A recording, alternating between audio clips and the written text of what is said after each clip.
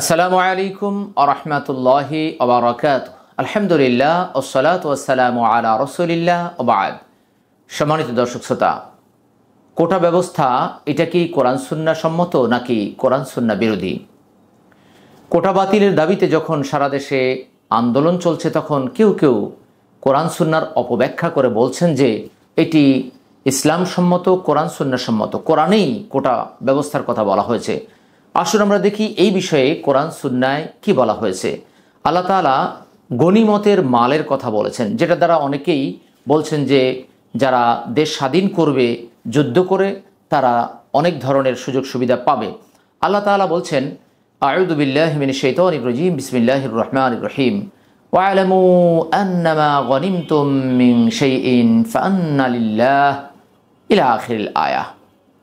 আর জেনে রেখো, কোনো বস্তু সামগ্রীর মধ্য থেকে যা কিছু তোমরা গনিমত হিসাবে পাবে তার 1/5 হলো আল্লাহর জন্য ও তার রাসূলের জন্য, তার নিকট আত্মীয় স্বজনের জন্য, এতিম অসহায়দের জন্য, মুসাফিরদের জন্য, যদি তোমরা বিশ্বাস করে থাকো আল্লাহর উপর এবং সে বিষয়ের উপর যা আমি আমার বান্দার প্রতি অবতীর্ণ করেছি।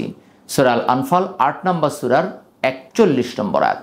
এখানে আল্লাহ তাআলা স্পষ্টভাবে জানিয়ে দিয়েছেন যে গনিমতের মাল যেটা, আর গনিমতের মাল কি? গনিমতের মাল হলো যুদ্ধের মাধ্যমে শত্রু বাহিনী থেকে অধিকার করা বস্তুগত যে সম্পদ আমরা লাভ করে থাকি, বিশেষ করে টাকা পয়সা, স্বর্ণরৌপ্য, গবাদি পশু, খাবার, যুদ্ধের সরঞ্জামাদি, ভূমি ইত্যাদি। এগুলো যারা যুদ্ধ জয় করেছে তাদের মাঝে, অর্থাৎ সৈনিকদের মাঝে বিতরণ করে দেওয়া হয়। কিন্তু কোটা ব্যবস্থাপনা সম্পূর্ণ ভিন্ন একটি বিষয়। যারা মুক্তিযুদ্ধ করেছেন তাদেরকে যত ধরনের সুযোগ সুবিধা দেওয়া হয় এই বিষয়ে কারো কোনো আপত্তি বা দ্বিমত নেই। কিন্তু তাদের সন্তানেরা, তাদের নাতিরা, এরা তো মুক্তিযুদ্ধ করেনি। তাহলে কি আমরা বলবো যে যারা মুক্তিযুদ্ধের বিরুদ্ধ শক্তি ছিল তাদের নাতি, তাদের ছেলে মেয়েদেরকেও ফাঁসি দেওয়া হোক? বিষয়টা তো এমন নয়, বা সংবিধান এটা কখনোই সাপোর্ট করে না। অতএব এটা কিভাবে সম্ভব হতে পারে যে যারা মুক্তিযুদ্ধ করেছে তাদের নাতি, তাদের নাতির নাতিরাও এই সুযোগ সুবিধাটা ভোগ করবে? কোটা ব্যবস্থাপনার ইতিহাসটা কি? ইতিহাস হলো 1972 সালে এই আইন চালু করা হয় যে 1971 সালে যারা মুক্তিযুদ্ধ করেছে তাদের সন্তানরা এবং তার পরবর্তী তাদের নাতি নাতনিরা এই সুযোগ সুবিধা ভোগ করবে। কোটা বন্টন হয় যেভাবে, যেমন মুক্তিযোদ্ধা যারা তাদের জন্য 30 ভাগ, জেলাভিত্তিক 10 ভাগ, নারীদের জন্য 10 ভাগ, উপজাতি কোটা তাদের জন্য রয়েছে 5 ভাগ, প্রতিবন্ধীদের জন্য রয়েছে 1 ভাগ।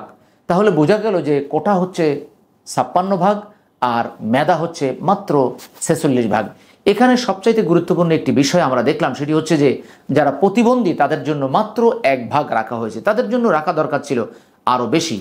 আল্লাহ তাআলা মেধার মূল্যায়ন করার জন্য তিনি বিশেষভাবে গুরুত্ব আরোপ করেছেন কোরআনুল কারিমে। 39 নম্বর সূরার 9 নম্বর আয়াত আল্লাহ প্রশ্ন করেছেন, হাল ইয়াস্তাবিল্লাযীনা ইয়ালামুনা ওয়াল্লাযীনা লা ইয়ালামুন, যারা জানে এবং যারা জানে না তারা কি সমান হতে পারে? অন্য আয়াতে আল্লাহ তাআলা যারা জানেন তাদের কাছ থেকে জেনে নেওয়ার জন্য নির্দেশ প্রদান করেছেন, অর্থাৎ তাদেরকে যেন সম্মান করা হয়, উপযুক্ত স্থানে তাদেরকে যেন বসানো হয়।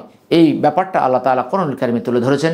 21 নম্বর সূরা, সূরা আল আম্বিয়া 7 নম্বর আয়াত, 16 নম্বর সূরা 43 নম্বর আয়াতে তিনি বলেন, ফাসআলু আহলা যিকরি ইন কুনতুম লা তা'লামুন, অতএব তোমরা যদি না জানো তবে যারা জানে তাদের কাছ থেকে তোমরা জিজ্ঞাসা করো, অর্থাৎ জেনে নাও।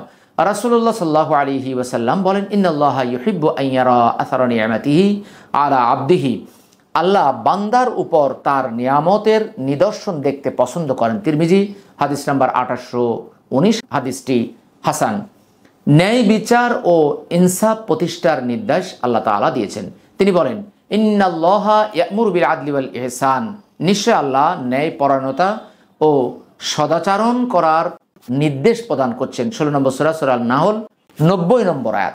এই আয়াতগুলোর মাধ্যমে আমরা জানতে পারলাম যে আল্লাহ তাআলা অবশ্যই মেধার মূল্যায়ন করেন এবং তিনি ন্যায় বিচার করার জন্য বলছেন যে যারা মেধাবী তারা কি এগিয়ে যাবে, নাকি যারা মুক্তিযোদ্ধাদের নাতি নাতনি যারা যুদ্ধ করেনি, বা এমনও তো হতে পারে যে তারা এখন রাজাকারদের সাথে ঐক্যমত পোষণ করছে, তারাও কি মুক্তিযোদ্ধাদের আওতাভুক্ত হবে?